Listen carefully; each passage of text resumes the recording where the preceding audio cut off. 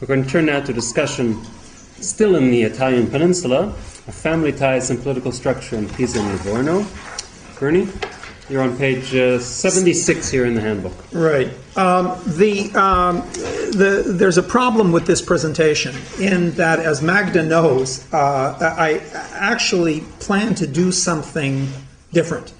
And I kept working at it, and it didn't work. That is, in the sense that the documents that I want to talk about, I couldn't figure out a way to present them in a way that would be useful to you.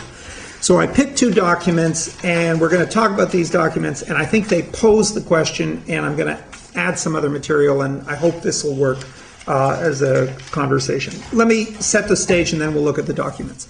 There is in all communities, but in the Italian peninsula, it seems to me in particular, a central problem, which is when one talks about the growth of the Kihila, or the growth of governance, that is Jewish self-government.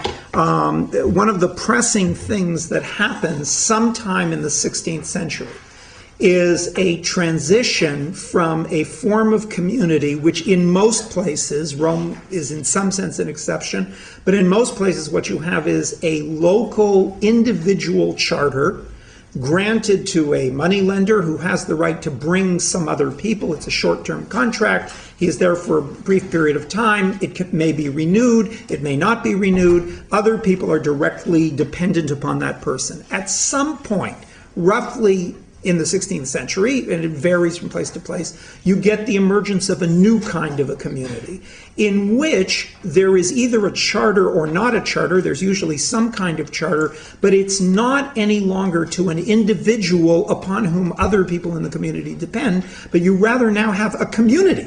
That is a kihila that has some kind of license to exist. And that community has an elected board of officials. And that board of officials, the Parnasim, the Memunim, they're called different things. Those people now form a kind of autonomous government. That is why in the 16th century you begin to get in Italy the appointment of rabbis as official community appointees. This is a new phenomenon. That is why we begin to get questions of who has election procedures and who has the right to elect and things like that. Now, in that context, therefore, what you have is a shift from communities of families, of powerful families, or individuals and their families who have the rights and who bond together to do something together or not. This is one of the theories of the origin of the Italian commune, is the common oath that all these people took to come together in some sense. So you have an older model of the Jewish community now being replaced by some kind of an official organization which has the right to tell individuals what to do. Right? And that's not an easy transition. It's not an easy transition in law, and it's certainly not an easy that is in practice. And how do you get it to work? How do you impose rules on these individuals? But also in halachic thinking and in Jewish legal thinking, how do they come up with institutions and with ideas of precedent that will allow the community to govern these what in effect are family units, right? How do powerful families get subsumed under the community? Now, usually when people treat this in the scholarly literature, at least so far as I know it, what they're usually talking about is moneylenders, that is powerful Jews who had these money lending contracts. They had these individual charters, and now they become subject to, in effect, officials of a community who aren't even bankers, who are often not as wealthy as they are. There continue to be bankers in the community, and the question is, how are they subjected to the rules of the elected officials?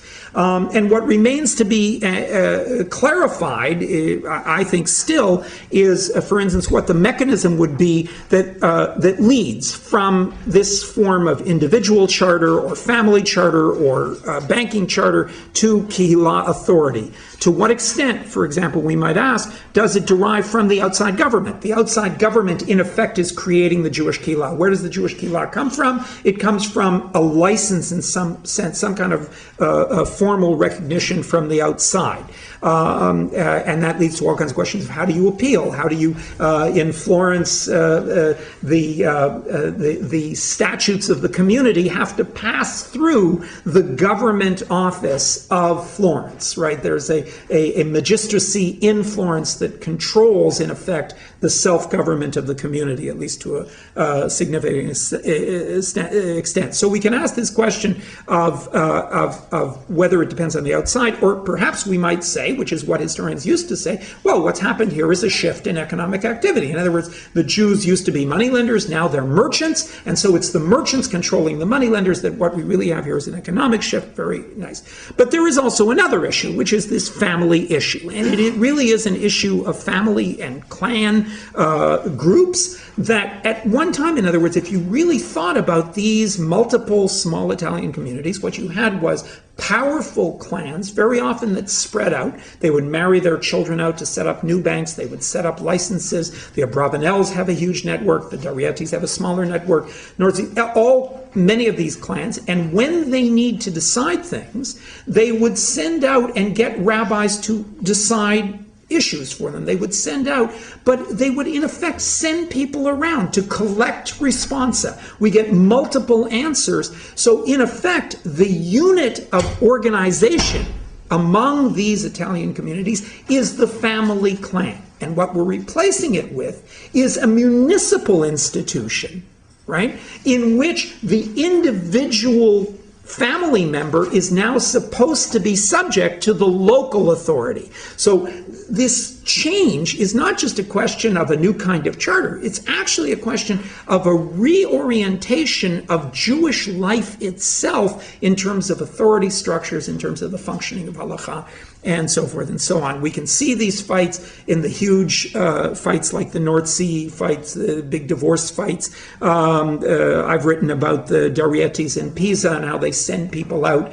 to collect responsa in the 1540s. There's a fight in Bologna just on the eve of the period of ghettoization, where we can see the same kind of fight between a municipal authority as opposed to a clan-based kind of orientation. What can be seen then is a shift from the kihilot as alliances or compacts of individuals and family-based units to this kind of municipally defined kihila as an independent unit in its own right, with the power to impose rules on individual members. And you see that halachic thinkers scramble to try to justify this new kind of understanding of Jewish autonomy and law. Now, what I would like to do, okay, so that's the usual understanding. What I would like to do is to present to you another pattern where that same thing is happening. In other words, the invention of kihila and the question of control of powerful families, right? But not in the case of the moneylenders, but in the case of the Sephardic Portuguese converso merchants. Okay, now I put all those words together because they're not just Sephardim and they're not just conversos, and they are at first mostly Portuguese speaking, but they fairly soon changed to Spanish speaking and so forth and so on. So there is this settlement move at the end of the 16th century. It actually begins earlier, but it's at the end of the 16th century, and they settle in any number of places and create a new kind of kihila. And I would like to argue, I'm not going to make this case here, but just let me say that I believe their kihila is not modeled on traditional Jewish kihila structures. It's not something they bring with them in that sense. I believe that what they are creating here are Jewish merchant companies. And this is something that they are modeling on the laws of merchant companies elsewhere and practice of merchant law generally, and so forth and so on. And I think I can make that case. But their problem is going to be the same problem that everybody else has. How do you control families? That is, what is the relationship between families and this merchant company? In other words, how do you control, how do these two things work together? Especially when you remember that these are very wealthy families, and they are not just wealthy families, but they are families that the argument has been made. It's been made about Amsterdam, it's been made about other communities, that really this whole Portuguese Sephardic merchant converso diaspora is a merchant diaspora based on clan units. In other words, we understand that world as networks of kin. And there are chapters, Danny Swachinski has at the beginning of one of his chapters, and this is used all the time, kin networks, right? Somebody's husband has written a book or written about the use of knowledge in this mercantile world and the fact that the knowledge was shared by ethnic groups, that ethnicity was a form of knowledge. Well, within ethnicity, clan membership was a powerful form of building wealth. So if we realize that this network is based on extended networks of family, then our question is even more questionable. How, we ask the question, how does the United States control the international, multinational companies? Well, that's what these families are. These families are multinational families. And the question is, how does the Kihila, which we know in many cases are created by these clans, these merchant companies, how does it control them? What is the relationship between these two things? Okay, now the first document. The reason I picked this document is not because it's particularly unusual, but because I don't understand it, and I hope some of you will tell me what's going on in this document. But I can tell you, I will read you another parallel from Amsterdam. In this document, a group of Jews, this is from 1618. The text has already been published by Renzo Toaf in a large volume on the history of Livorno and Pisa, but the copy here comes from the manuscript of the Pincus Pisa, a thing that I've been working on for a number of years. That is the original record book of the Jewish community of Pisa. It shares many of the characteristics that Elisheva described of the nature of a Shamas Pincus. There's nothing personal in it. It's just the records of all the important legal decisions that have to be made or processes that have to be carried out. So here we have a case where a number of people, 5 members of the community, turn to the government. They are Jewish merchants, and it's very important that they can define themselves as merchants, and they turn to the government because the government ultimately controls the community. They're doing this in 1618. The community was established in 1591. And then a revised charter in 1593. So basically from 1591 to 1618, we're talking about, 27 years. The community is not an old community, but it's grown quite substantially by this time. It already has a daughter community in Livorno. This is still the Pisan community, and it's still the dominant community. Now, when they first came and lived, among the various provisions they made for administering their synagogue was the order and method of electing the stewards or masari, who year by year govern and have jurisdiction over the Jews in virtue of the privileges and so forth. What they're saying here is that in 1591, then again in 1593, there was a privilege granted which gave them autonomy. In other words, the government granted them the right to govern themselves. And the first thing they did was to set up a set of rules on how they were going to elect their Masari. And the term Masari is a standard term from these international companies. It means the steward. It's used in other contexts too. They don't call each other Memunim. They don't call each other Parnasim. They call each other Masari. In fact, in the Pincus at various points, they do use other words, Hebrew words, but the term Masari is the kind of standard word that they use. And so... Masari is masters? It's actually stewards. The term is used for stewards. Now, whether it's related to monsieur or my master, I don't know. But the term will appear in earlier texts as masayo with an I, and then it becomes masario, and you find it that way. And what you're saying it's used for merchant companies? Yes, I have found it in merchant guilds and in merchant companies going back into the 14th century. Yeah, the stewards of the guild, the elected people who run the guild. Okay, so there is a charter that says you guys run your own company, and they create this company, and they have rules that will lead to an annual election of leaders. And these are voted on by all heads of households. In other words, the community is conceived as a group of business firms, right? Each household is considered a business firm. It's a group. Now you'll say, well, but weren't there people who weren't rich merchants who, no, they couldn't be members of the community. So in effect, this term heads of household is also heads of firms. Okay, so each group is considered this way, and everybody got together, totally democratic, and we elected each year the people. What happens in these communities is they're too small to keep working. That is, the number of people who have the right to vote is relatively small. So there are, by this time, there are roughly 500 people, 500 Jews living in Pisa. By then, there are at least that many and maybe more living in Livorno as well, but Pisa is a separate entity.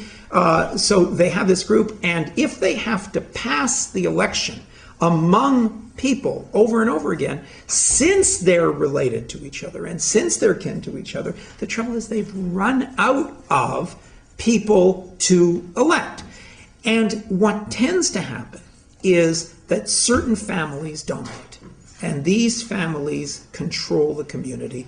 And each year, now they're supposed to be 5. Eventually the community is going to get rid of the 5 and go down to 3 because they simply don't have enough people to elect that they don't have a big enough pool of people. The situation continued for many years, but afterwards, because of the lack of merchants, it was deemed suitable to change the stated method, and it was ordered that the 5 Massari who were about to leave office, together with 7 other merchants, neither related nor enemies, as above, or I'll come back to that section, should elect the 5 Massari. So what they do is, having found that the old system isn't working, of simply electing each year 5 people, they shift to a system that adds 7 people as adjunct leaders. They won't meet regularly, but they're part of the election process. Those 12 will now co-optationally elect the next 5. Okay? So in other words, they go from open elections to a system that's co-optational because that is supposed to somehow answer their problem of not having enough people. Right? Okay. Then they move on and they say that only works for 6 years. We can't do that anymore. So they go to a system which involves pulling balls out of a bag.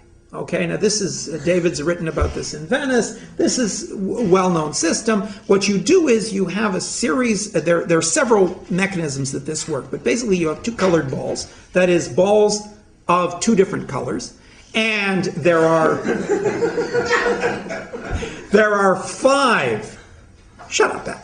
There are 5, and Magda just thought, cut. There are 5 in the bag that are a different color, usually red, than the others. They pass the bag around among all the potential electors, that is all the capi de casa, and this was the original election system, and then you would take a ball out, and if you got one of the specially colored balls, then you could nominate somebody to be elected. That's how it usually works. What they do is to take that system one step further.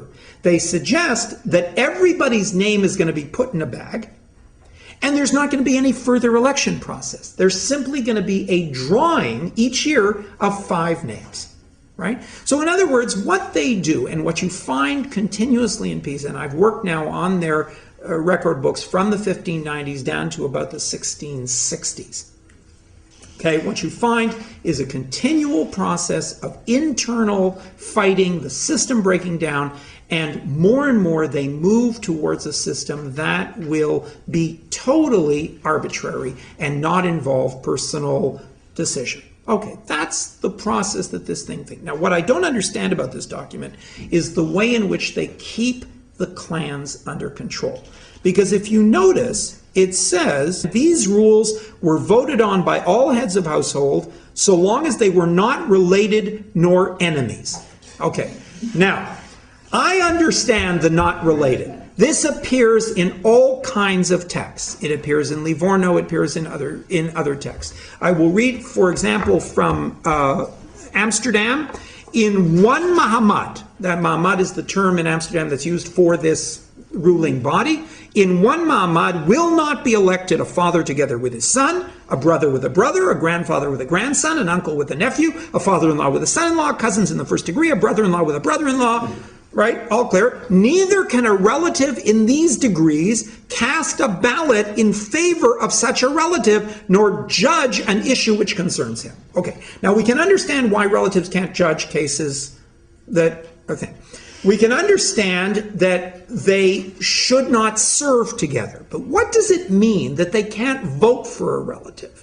What you in effect must be saying, by logic, is that the family cannot vote for itself. In other words, it's not the individual. So even if a father and a son have now split into two households, right? This is the important point. They have different households, different businesses. If a father is serving, the son can't serve with him. But what does it mean they can't vote? Well, that means that each time a candidate came up, perhaps by that selection, that arbitrary selection, you can't nominate somebody from your own family, or you can't vote for somebody from, so you disenfranchise all the extended members of the family. Okay, I understand that. In Livorno, the same text adds, nor can you be members of the same commercial firm. You can't be a partner. That also makes sense. What the hell does it mean that you can't be an enemy? I have no idea. And I have checked the original text in 3 different places, and there's no doubt that that's what it says. And it uses the term inimico, I-N-I-M-I-C-O. You have any independence? And what does it mean? Relatives are in, oh, you tell me that. I have no idea. I know what it says, but what does it... Huh? You have a Hebrew version of it. No. They only write Portuguese. But the one living in Italian city factions are very natural. You by instinct. I went looking for models for this. I can't find that term used in Italian text. I mean, if you can give me one, that'd be great. And there may be one. I haven't found one yet. But I don't understand the logic. What do? You say to somebody, you can't vote for so-and-so because you might vote for him, and you can't vote for so-and-so because you might vote against them? No, you wouldn't vote. It's just the obverse. You're an interested party. And so you you're going to determine can't your vote? So you'll vote against. The problem is how you enforce such a thing. Yeah, it doesn't make any sense at all. It's very far afield, I'm sure, because I never heard of an institutionalized in Pisa. Right. But in the Jewish context, but up in Northern Europe, you have, this is the time where people can't come to get communion if they are basically inimico with somebody in the community. You can't have a parish minister, a priest, you can't have a community if there are enemies within the community. So if somebody can't talk to somebody else within the community, that person doesn't come to communion until peace has been made between those people and they can both come. That I understand. What you're trying to do is create peace within the community, and you say this cannot be tolerated. But here what you're saying is, as part of an effort to control who gets to vote in the thing, you say you can't have relatives. That I understand. And you can't have enemies. Does it have to be parallel? I'm just asking, does it have to be parallel? I mean, or could it be that they're stuck together in the same sentence? But It's the only place, they mention it only in this context. Joe? Yeah, what Daniel just said, I think I've seen it before. I mentioned in Prague, I don't know. The logic of it, as Ronnie says, is to prevent faction, the formation of factions, in which they have a constant fear and a sort of hatred. They're against the notion of factions. The peculiarity of it only, it's hard to enforce and implies some sort of publicity of enmity between families. I don't know whether they enforced it well or badly, but the logic of it is clear. And the way that it works is also, it's not completely clear because we have 2 families, which of them gets to be on, which of them Yeah, you see, that's the problem. In other words, what you're saying sounds perfect. In other words, theoretically, you don't want to factionalize the community. Fine. You don't like factions. But in fact, here, the whole purpose of this legislation is to prevent the community from being dominated by a single family. So therefore, I mean, that's what I'm like saying. You can vote unless you're a relative or you're from the other party. In which case you can't vote because we want this party to dominate. There can be a fair way and there can be an unfair way. The fair way is that if you have two families that are feuding, neither of them gets to be. Yeah. Yeah, but that's not what they. That's not. But that's not what they say. Well, That's not what they it's say. not ruled out here. That's not what they say. First of all, the text itself and the community structure is classic. Okay, I worked on Poznan Yes, in this Poland. is true. They have exactly the same system of electors, of lots being drawn in order to see who the electors are, co-opting family, whatnot. I wouldn't be surprised they didn't have a question of snuin, which I would imagine, Question of snuin, Ah, people who are, yeah. I would imagine that it's institutional. It's not they're two factions, but they've got a case. You're talking Yes. about. They're talking about someone who actually have a case in court at the moment, but rather than I hate the Montagues and the Capulets. You're talking about people who are actually in court, but I wouldn't. So the whole question also of householders. You talk about this being merchant firms. Well, if you go to the Hebrew, you talk about Bali Batim, then you're talking about. That's not Hebrew. No, it isn't Hebrew, but the parallel is startling, right? Okay, and a Bali Batim is simply people who are heads of households and not merchants. So it strikes me that the whole Men who are heads of households. men, I beg your pardon, yes. It's not You're right. people, it's men. Female heads of household don't vote. I don't vote. Women do vote in the Jewish community if they're heads of For households. this? Certainly do in Eastern Europe. If you pay taxes, you can vote. So there'd be women voting for this. I want to make an argument. Before you go to the second document, I'm trying to read the Italian. I Yeah. gotta admit, I thought my Italian was good. Good. But, and I mean, I'm trying to figure out what exactly they're trying to say when they're saying trovano congiunti e collegati di maniera con loro Che loro medesimo. medesime loro correnti. And then it goes on to say enemici per inimici. Now there's some kind of differentiation. I'm not quite sure. No, what it that's is. just spelling. That's just That spelling. could be. I mean, it could be just. But it's. I mean, I really confess to being stumped now. You obviously spent hours and hours translating this thing. This is not the kind of thing that comes flowing out of one's pen. But I'm trying to. Yeah, go With ahead. a word processor, it's different. With a word processor, this is really. All right, I mean, it's all one sentence.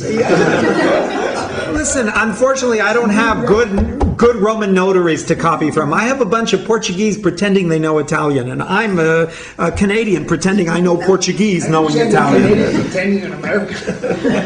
No, that I don't do. Okay, all right, now, all right, bear with me a sec. Now, there's a problem here, and by the way, what Adam alluded to, the other comparisons, in fact, the whole business about co-optation is rampant through municipal governments. Right, there are all kinds of parallels to this that can be usefully taken on. I would just like to understand how they understood this relationship between voting procedures and family membership and the like. Now, the point here, I think, is that, one second, let me just find my place. Okay, now, if you look at the the second document in the text, you'll see this is an even earlier document. But in fact, I could have found other examples. This is 1606, again from the Pincus Pisa, 12 years earlier. And here you have the signores of the communal council, or the Mahmad, are gathered together, seeing that this was written in Portuguese. The standard text in the first 40 years of this community is all in Portuguese. It switches to Spanish in a bit. Seeing that many people are inscribed in the book of the Chancery of Customs, in order to enjoy the benign privilege of His Most Serene Highness, who then don't bring their families, nor do they live in Pisa in accordance with the intention of His Serene Highness, they, the signores, order, etc. Now, let me explain briefly what's going on here. The privilege, right, which is the benign privilege, they call it the benigno privilegio, this wonderful privilege that they got, 1591, then again 1593, that gives them the right to exist there. They argue that they have the right to control membership in the community. And not only do they have the right to admit people, but they also have the right to reject people who then can't live in Tuscany at all. They try that. And if any of you remember from last year, the point I tried to make is that, in fact, in trying to do it, the Grand Dukes went crazy. And what happens is the Jewish community of Livorno is created by people rejected from the community in Pisa, and they go off to Livorno, and they say, but you can't live there. And the Grand Duke says, I don't care who lives in Livorno. They're all going to die of malaria anyway. I can let anybody I want in. And they say, no, you can't. They're Jewish. And the Grand Duke says, I'm the Grand Duke, and I can let anybody in. And eventually the Jews get their way. They control any membership into the community, although there's a compromise on it. But now these people come. They come to Pisa, right? They want to take advantage of the privilege. In order to take advantage of the privilege, they have to be voted. They're voted in, they become members of the community, and then they are inscribed in the record book of the Customs House of Pisa. Okay, so if you go to the Customs House of Pisa, the Archivio di Stato now, you can actually find the names of these Jews as they were voted in, one at a time, together with their families. Now, they say there's a terrible thing going on. People are coming, they're getting voted in, they're taking advantage of the tax privileges, the customs breaks, they don't have to pay any taxes, and then they leave. And as everybody knows, it was the intention of the Grand Duke to let us settle here only if we came with our families. And so they say, we have passed a law, and in fact this is after negotiation with the Grand Duke, we have passed a law that if you come, you must bring your family, right, within 4 months, and you're going to have to post a bond of 100 ducats that you will bring your family, and if you don't, you cannot be part of our community. So in other words, the family, and I'd like to make a couple of quick points, and then if there's time at the end, I'll explain another document. But basically, these are the quick points I'd like to make. First of all, in Pisa and in Livorno, the family is the mechanism by which you become a member in the community, right? That's the first thing. Now, what about unmarried people who came? Presumably an unmarried male or female, by the way, could become a member of the community on their own. But if you were married, you came and it was the family that they were looking for. So the family is the basis, and in that sense, it relates to the notion of the family in this area as the basis of identification with the group and the basis of economic power, because we already said that these are networks of family firms that trade with each other, and I can prove that for Pisa and Livorno too. Now, the family is also the primary mechanism in this society for distributing wealth. And the end of a nuclear family, that is, if a family comes apart, right, then very often the group that what happens to the wealth of that family is that it goes to the kihila. In other words, the family is the mechanism by which you join the kihila. The family is the mechanism by which you as a group make money. And if your family ends, then the money will go to the kihila. There are cases where people die and the community inherits their money. Now, this process of the family raises rather interesting questions. For instance, what is the role of the woman in the community? And here we find a rather curious thing. When the community is first established, there is a fundraising to build the synagogue, to fix up the building that they've rented for the synagogue. Most of the donors are men. A few of the donors are women, and they're inscribed in the thing. And in some cases, the donors are men donating on behalf of their mothers, right? Now, it's interesting that it's not their mothers donating. If you had a son to do it for you, presumably you sent him off to do it. But the notion is that property can belong to women. There's no doubt these women own property. These women are independent business women. They're recognized as such, and they, in effect, give to the community on their own. They can do that. We know of many donations from women in later years, mostly of items of cloth, but not always, other things as well. The second thing is that if women's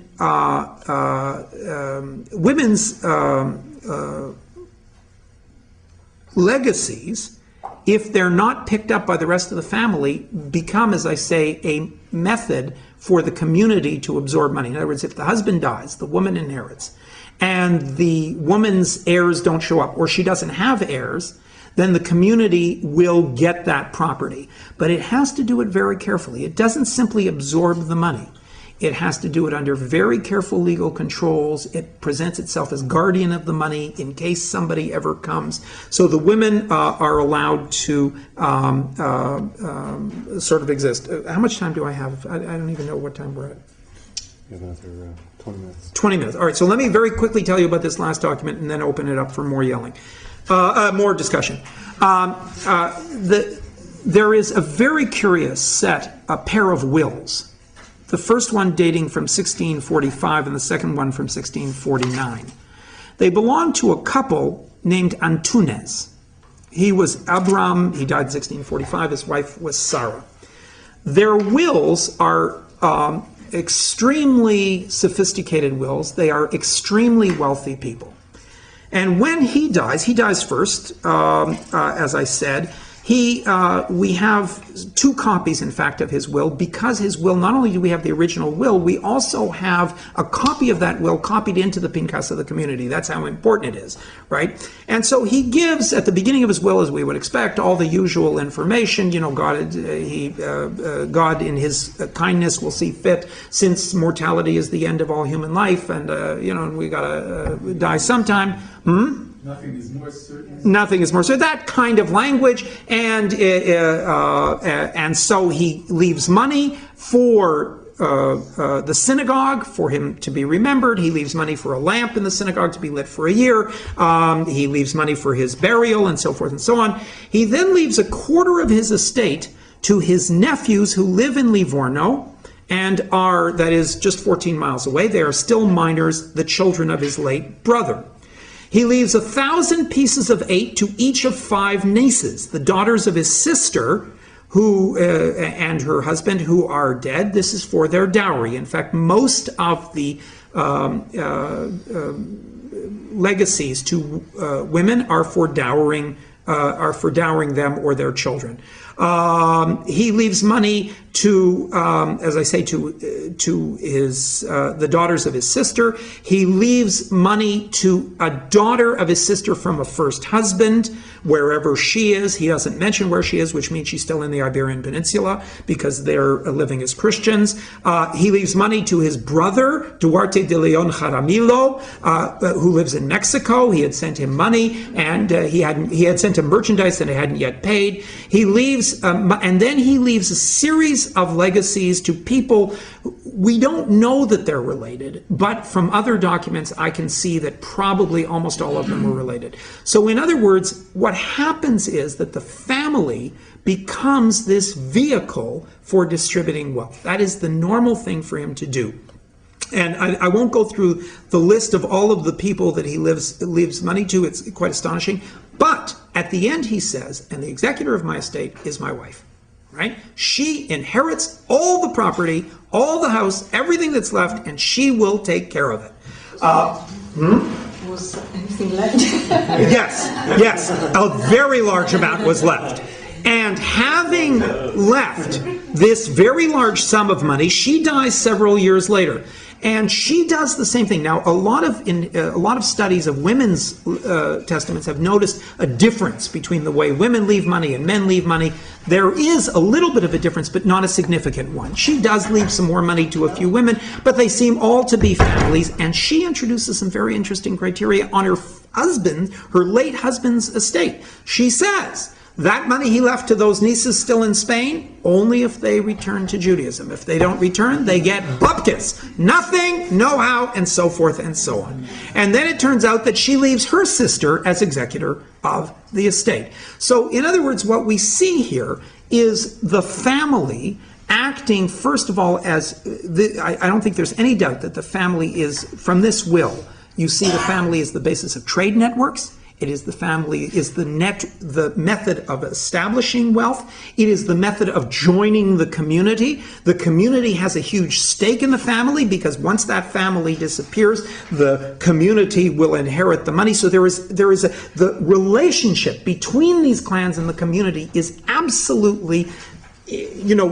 as tight as can be. Last story, and this I came across just when I finished the text.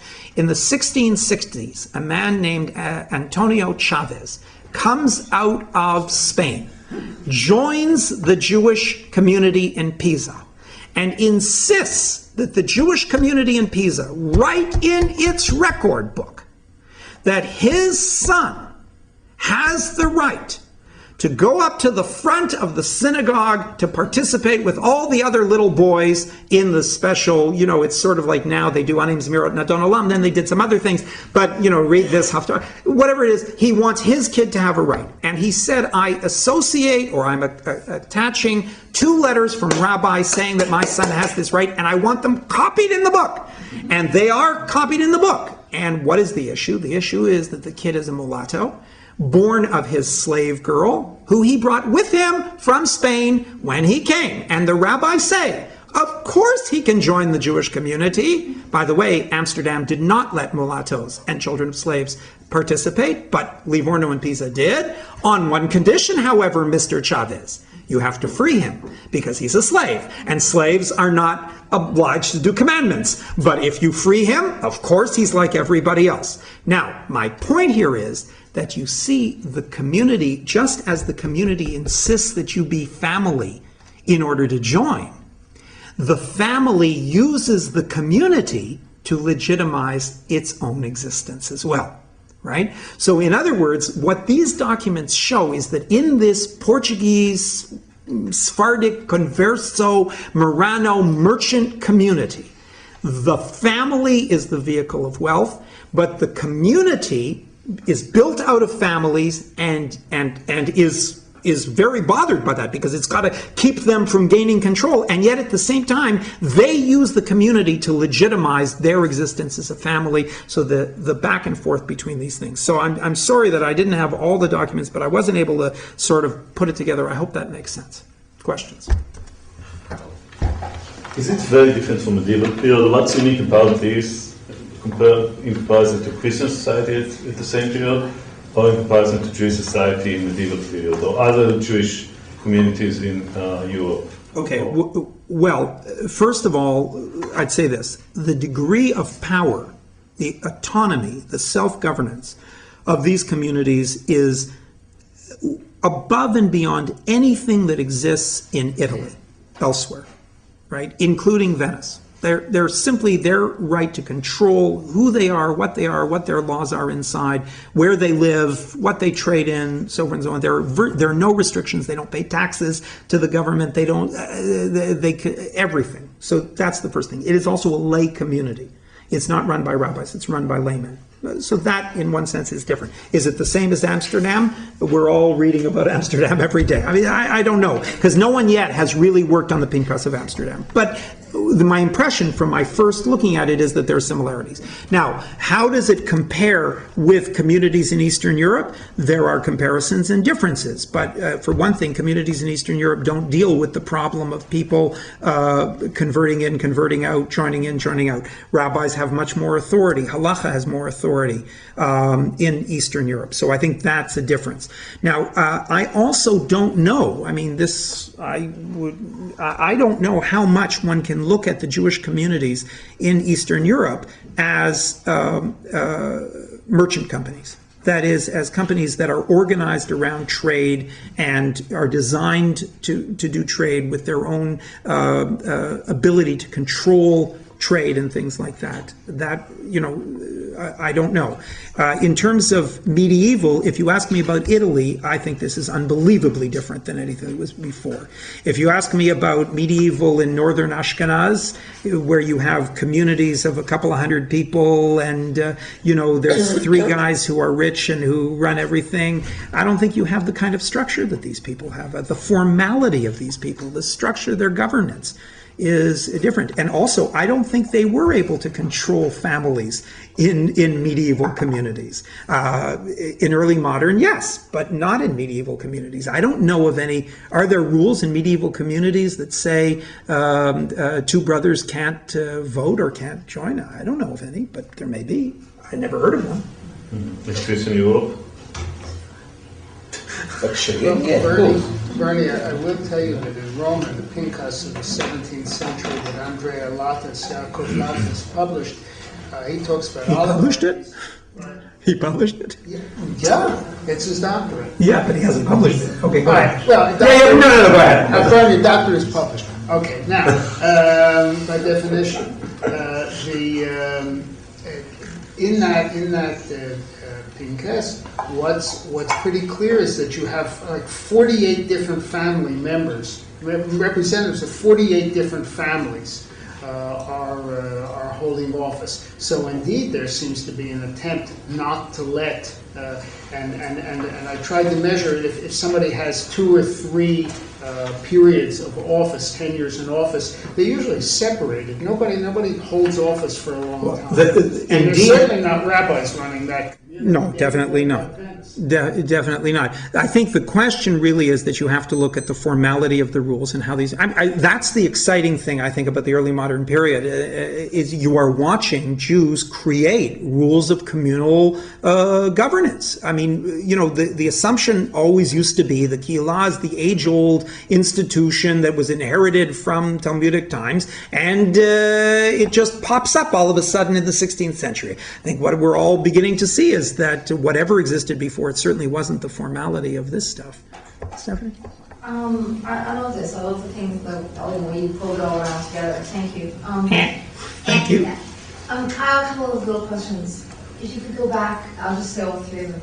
One, why did you exclude the possibility in the first text that a set of enemies is being excluded? Because you excluded that possibility. I like the suggestions that came from somewhere over there that maybe people have a court case going on, and that this is some form of an effort to control the community and reduce enmity, and not only to reduce the amount of power that factions have. And second, a little detail. I was fascinated by the will of your woman from whatever it was, 1640s, where she referred to the Judaization of the nieces, and I figured that's a will that didn't get notarized. It did. It did. But not. It not. Did. But it's notarized by the Jews. They have their own notarial system. Not only is there no oversight, but these wills remained totally within the Jewish community. David spent some time looking for Jewish wills in Tuscany and discovered they weren't there, where all the other wills are. And the third thing was on your point about, the first point about, excuse me, just like, let me say, even though it was notarized in the community, it still has a government stamp on it. It does, they're not reading the details. They had the community notary had the right to give the notary. The community needs merchants to be families, not because individuals can't network economically. They are members of families somewhere. They want their families with them, if I understand it correctly. They want their families with them because the community needs to legitimize itself under the state. I mean, the state wants families there, not individuals, for reasons of order and disorder in the city and whatnot. I mean, individuals can and do network without their families with them. Let me answer the last question first. I think that it's more than that. It's not just that they have to legitimize. I think they didn't want people flying into town, doing some quickie business and dropping out. I think they want it for themselves. Their reasons for wanting it are clear and multi-layered. The way they present it to the government is, you told us and we know you really want this, but they're always trying to put ideas in the minds of the government to suit what they want. That's not the question. The question is not why do they want people to settle in families. The point is they did want people to come and settle in families, and that's how they perceived of themselves. So my argument is simply that this community has a problem in controlling families because it itself understands itself as family units. households, and it sees those families as parts of networks. I mean, when you read this guy Antunes's will, you know, he's got, I sent some money to Bordeaux, I sent some money to Lyon, I sent some money to, not Lyon, I'm sorry, he says Livorno, he means Livorno. I sent some money to Mexico. He's got cousins who he doesn't mention where they live, but we find out from the wife's will that they're still in Spain. So this is one network family, and it's clear that that's how they did their business. I mean, right, and so forth. But how many of those households are in your city? So what I mean, so the first question with sets of enemies, you in your introduction you set up an image for us of clashing kin and clan networks. Right. But the evidence doesn't, you know, we've read what we haven't read. So can you give me more of a sense of how live and active any clan warfare is in this city? Yeah, actually, that's what I from admittedly that partial text. I mean, or from that one example. In fact, family warfare is endless in this community, and that's why they keep having to change the rules to make it more and more arbitrary and less dependent on individuals. They basically say what they've done is they set up these little cabals, and they elect people who are relatives, even though they're not supposed to, and they serve more often than they're supposed to. And then they say they're electing people who aren't real merchants. You know, they're bringing in people who are tailors. For heaven's sake, how can a tailor be a real merchant? And so in fact, it's endless. The reason the fighting is endless is usually presented in the documents. It's usually presented as two people can't get along with each other. In other words, when they appeal to the government and say, you got to stop this, it's Moïse Sadiq de Leon is a nasty son of a gun, and he's terrible, and da-da-da. But if you read it carefully, it turns out that Moïse isn't alone. Moïse, in fact, has a whole group of people and another group of people, and these groups are, I suspect, I mean, I can't prove it without business documents. I have some business documents that I found now that I'm working on where we can actually see how the companies work. But I think what's actually happening is more than individual personal rivalries. I think what's happening is that people are linked by business and by family lines. And for instance, these Antunes, when he mentions the people who are in his will, he mentions them without the ones who are away from town. He doesn't mention the relationship. The ones who are away from town, he mentions my cousin, my sister's children, this and that. When he comes to the people in town, he never mentions what the relationship is. His wife specifies they're all relatives.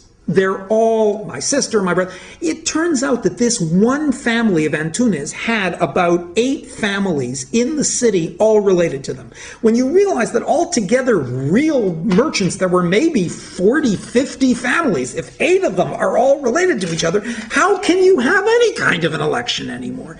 So, in other words, I think what we're really seeing here is the conflict between the attempt to create social norms, political norms, governance norms, and the reality of Jewish life, which was, let's all, hey, my brother, let's go settle over there, there's a chance. We're going to just take a little break here, and we're going to conclude the session. Thank you very much. Thank you. And,